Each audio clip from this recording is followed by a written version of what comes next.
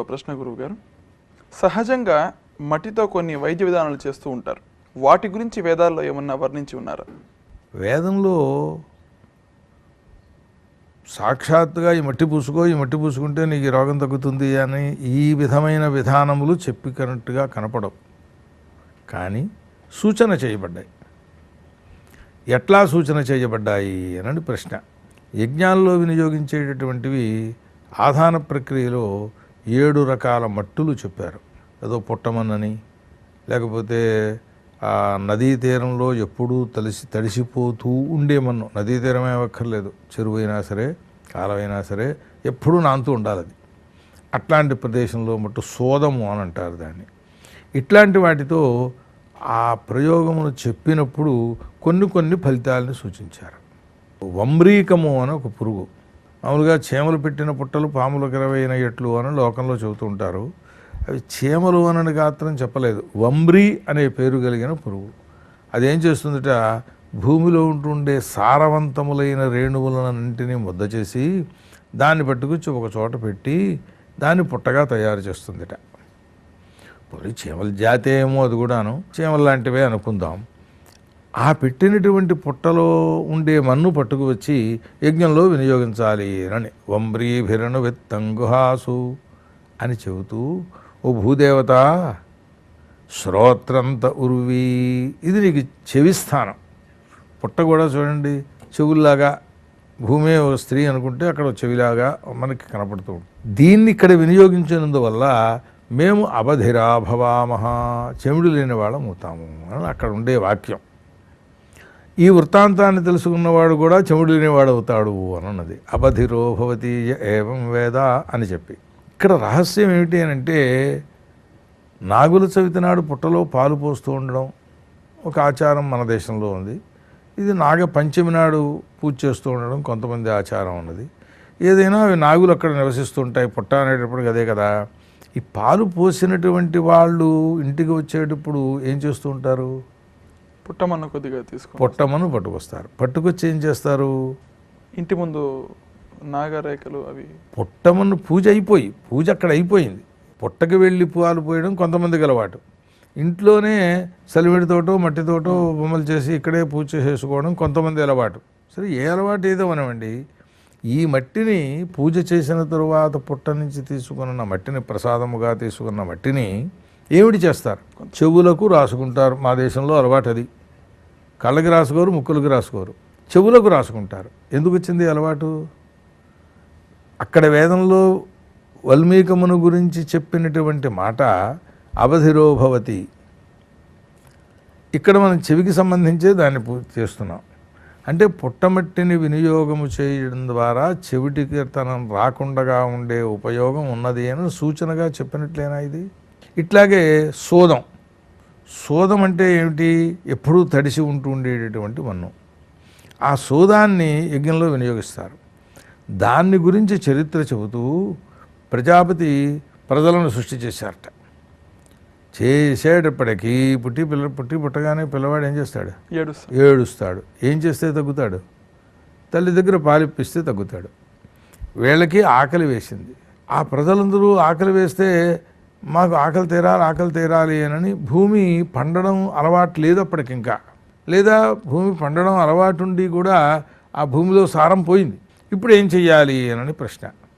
అంటే అప్పుడు ఏం చేశాట ఆయన, ఈ భూమి మీద తాభ్యసోదముపప్రాభినతు అని ఈ ఎప్పుడూ తడుస్తూ నదీ తీరంలో ఉంటుండే గట్టుల దగ్గర ఉన్న ఆ మట్టి పట్టుకొచ్చి వాటిలో పారేశాడు. తతో వైతాసామన్నాక్షీయత, వాళ్ళకి అన్నం క్షీణం పొందలేదు. ఎందువల్ల, ఈ సోదమును అందులో వేసినందువల్ల. ఇట్లా మట్టిని వేస్తే పొలములు బాగా పండుతాయి. ఏ మట్టి వేయాలి అంటే, గోదావరిలో కృష్ణో ఎక్కడో ఆ నదిలో ఇసుక పైకి వచ్చేటట్టుగా కాదు, ఆ ఇసుక లేని చోట్లలో మట్టిని పట్టుకెళ్ళి తడిసి ఉంటూ ఉండే ప్రదేశంలో మట్టిని వాటిని భూముల్లో వేస్తే సస్యం బాగా పెండుతుంది.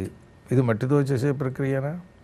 సరే, ఈ చెవికి చెప్పినటువంటిది ఇది దీంతో చేసే ప్రక్రియనా? ఒక ఆయుర్వేదజ్ఞుడు అడిగాను నేను, ఏమయ్యా వల్మీకానికి చెవికి ఈ దోషం విషయం చెప్పాడు కదా, దీన్ని మనం ఔషధంగా తయారు చేసేందుకు ప్రక్రియ ఏమైనా ఉందా అని.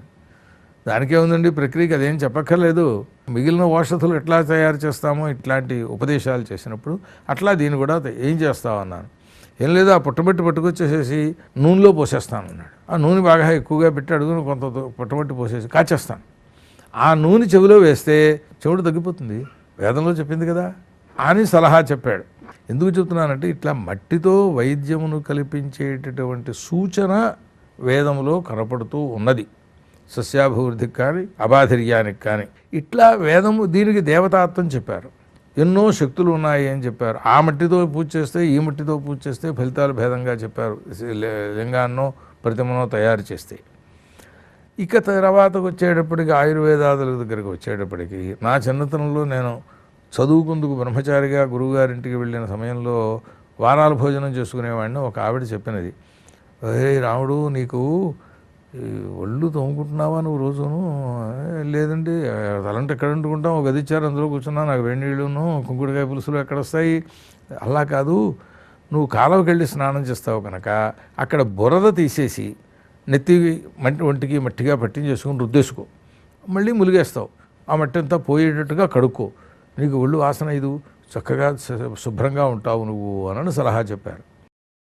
అప్పటికి 25-30 సంవత్సరాలకు పూర్వం గోదావరికి వెళ్ళిన నదికి వెళ్ళినటువంటి వాళ్ళు ఈ పని చేసేవారట.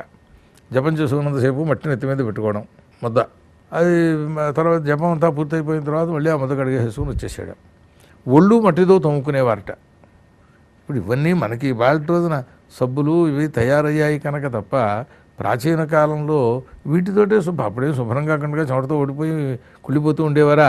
అంటే మట్టితోటి శరీర శుభ్రత చేసుకోవటము, శిరస్సు యొక్క వేదన తగ్గడానికి ఆయుర్వేదంలో ప్రత్యేకంగా ఈ నెత్తి మీద తడిమట్టి పెట్టుకోవడం అనేటటువంటి ప్రక్రియ ఒకటి చెప్పారు. వాళ్ళు కొత్తగా రాలేదు. ఈ ఆయుర్వేదంలో వివరణ చేసింది ఎక్కువ. ఆ ఔషధులన్నింటినీ సృష్టి చేసేటటువంటిది భూమే కదండి. ఔషధులు బాగా పెరిగిన చోట్లలో ఉంటుండే మట్టి ఆ ఆరోగ్యానికి చాలా ఎక్కువ ఉపయోగిస్తుంది. అక్కడ బట్టలు కూడా మట్టితోటి శుభ్రంగా రుద్దేసేసి పోసేసేస్తే అదేదో శుభ్రపడతాయని దానికి కూడా ఉపాయం ప్రాచీనులు చేసేవారట. అది నేను ఎట్లా చేశారో తెలుసుకునేటటువంటి స్థితి అప్పటికి పోయింది. అంచేత మట్టి ఆరోగ్యప్రదము అనేటటువంటిది వాస్తవమైన విషయం. దాన్ని పరిరక్షణ చేసుకోవాలి. పరిరక్షణ చేసుకోవాలి అనే మాటకు అర్థం ఏమిటి అని అంటే, ఈ పనికిరాని పదార్థాలు ఏవైనా ఉంటే దీని పేరు రథ్య అంటే రోడ్డు, దానికి సుమారుగా 16 గజాల దూరంలో పడేయాలి అని ఉన్నది శాస్త్రంలో. నేను ఇవి గ్రహించే నాటికి అప్పటి అలవాటు ఏమిటి అని అంటే, ఈ కరెంటు దీపాలు అవి తక్కువ చిమ్నీలు అవి ఉండేవి, అవి బదులైపోతే ఇవి పట్టుకెళ్ళి రోడ్డు పక్కన పారేసేవారు. పారేయకూడదు. ఇది ఇట్లా ఉండగా అధర్వణ వేదంలో ఏదైనా దెబ్బ తగిలిందనుకోండి, ఈ దెబ్బ తగిలితే మా చిన్నతనంలో మాకు అలవాటే రోడ్డు మీద మట్టిట్టుకొచ్చి ఇలా పామేయడం. రోడ్డు మీద మట్టి లేదా పొలంలో మట్టి ఏదైతే అది మట్టి మెత్తగా తయారు చేసేసుకోవడం, దాని మీద పువ్వు వేయడం తగ్గిపోయేది. 2-3 రోజులు అయ్యేప్పటికి మామూలుగా అయిపోయేది. ఇవాళ రోజున ఈ రోడ్ల మీద మట్టి కానీ పొలంలో మట్టి కానీ పూస్తే సెప్టిక్ అయి చస్తావు అని చెబుతున్నాడు డాక్టర్. ఏమీ అనుమానం లేదు, చస్తావు అని కఠినమైన మాట నేను చాలా కావాలనే వాడాను అక్కడ. ఇది నిజమా అది నిజమా? రెండూ నిజమే. ఏమిటి కారణం? ఇవాళ రోడ్ల పక్కన మలమూత్ర విసర్జన చేయకూడదు. ఎంత దూరంలో చేయాలి? ఇదిగో ఇందాక చెప్పినట్టుగా దూరం వెళ్ళాలి. ఇవాళ రోజున రోడ్డు మీదే జరిగిపోతున్నాయన్నీ కూడా. ఈ మట్టి రోగకారకం అవుతుంది తప్ప రోగ నిరోధకం అయ్యేటటువంటి అవకాశం లేదు. పొలాల పరిస్థితి ఏమిటి? ఇవాళ రోజున ఎరువులు ఇవి వేసేసేసి దాన్ని ఓషర క్షేత్రంగా తయారు చేసేస్తున్నారు అననే కంప్లైంట్లు వస్తున్నాయి కదా. అందుకోసమని ఈ మందులు వాడకండి, ఏదో గోమూత్రం గోపురీషం వాటితో తయారయ్యేటువంటి మందులు వాడండి, వాటికి ఉపయోగించడానికి. అప్పుడే టీవీల్లో కూడా చూపిస్తూ ఉంటారు కొన్ని సహజ వనరులతోటి పెంచేటటువంటి సస్యాలు అని అంటూను. పైగా ఈ కూరలు కేజీ 10 రూపాయలు అయితే ఆ కేజీ 20 రూపాయలు అని అంటున్నారు కదా. అవి బలవర్ధకాలను ఒప్పుకుంటున్నారు కదా. ఆ రకంగా కాకుండా ఇప్పుడు మనం ఈ మందులతోటి తయారు చేసిన సస్యాలని పెంచే క్షేత్రాల్లో ఈ మట్టి ఏమైంది? విషపూరితమైంది. అది పూస్తే సెప్టిక్ అవడము ఖాయమే.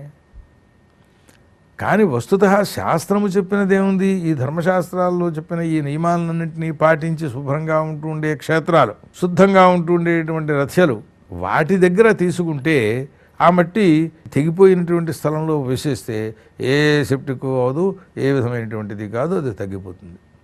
ఇది ఔషధీ గుణం అథర్వణ వేదంలో స్పష్టంగా వర్ణింపబడిన అంశం. ఇది ఔషధీ గుణం వేదాల్లో ఎట్లా చెప్పారంటే కేవలం ఇందుకోసం ఇంతగా ఇలా మనం వినియోగం దాకా రాదు.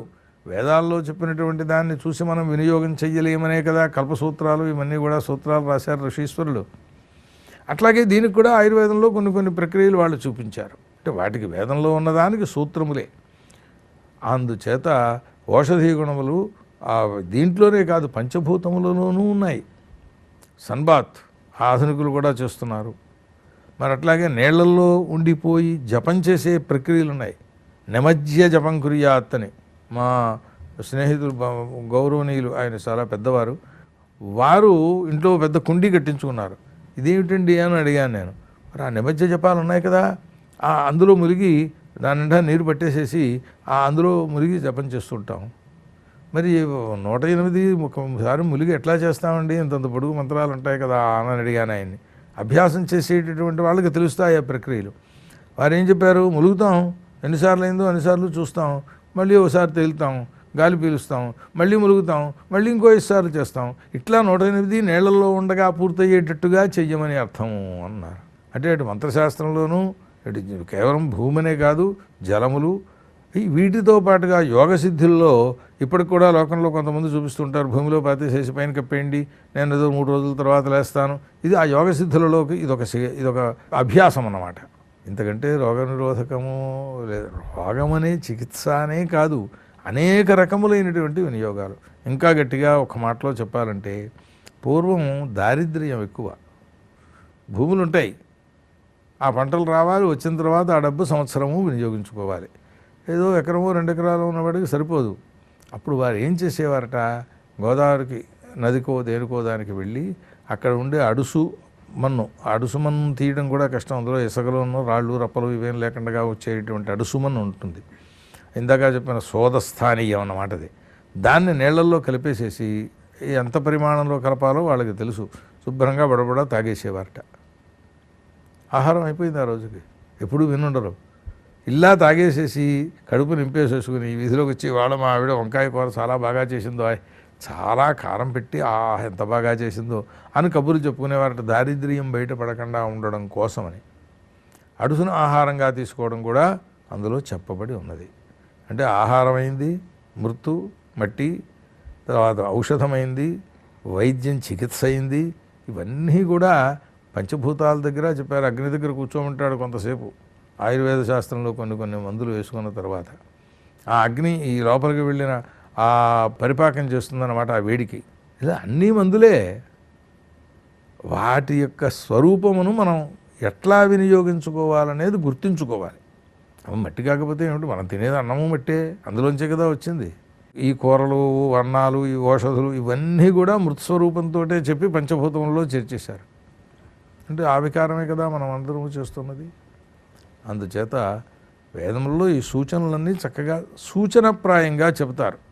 వాటిని ఋషీశ్వరులు గ్రహించి శాస్త్రముగా మనకి వర్ణించి చెబుతారు. ఈ పరిణామాన్ని అంగీకరించకపోతే దిక్కు లేదు, లేకపోతే అన్నం మానేయాలి. దాన్ని అంగీకరించినప్పుడు అన్నింటి చేత వినియోగం అన్నమాట.